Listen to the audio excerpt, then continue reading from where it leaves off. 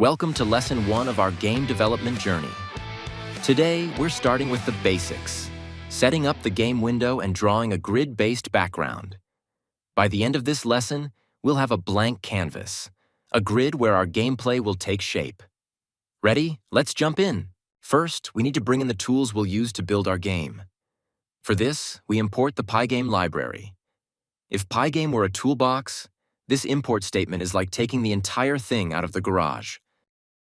Now let's define some constants at the top of our code. These are values that will stay the same throughout the game. For example, the dimensions of the game window and the size of each grid cell. The screen width and screen height define how big our game window will be. Grid size sets the size of each grid square, 60 pixels by 60 pixels.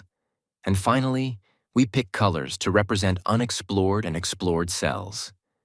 Unexplored areas are green, while explored ones will turn black. Let's add a method to mark specific grid cells as explored. This will come in handy later when we add the player. This function takes a position with x and y coordinates in pixels, converts it to grid coordinates, and adds it to our explored cells set. Think of it as leaving breadcrumbs to remember where you've been. Now it's time to draw our grid.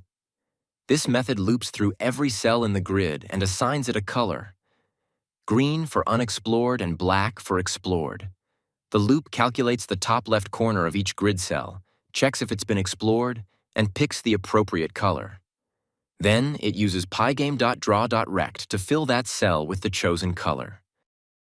Finally, we need the run method to bring everything to life.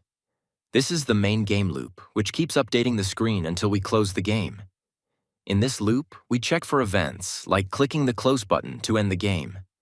Then we clear the screen, draw the background, and update the display with pygame.display.flip. The self clock ticks 60 ensures the game runs smoothly at 60 frames per second. Finally, at the very bottom of the file, we create an instance of the game class and call the run method. This is what actually starts the game. And there you have it. We've set up a game window, created a grid, and added some basic functionality to track explored areas.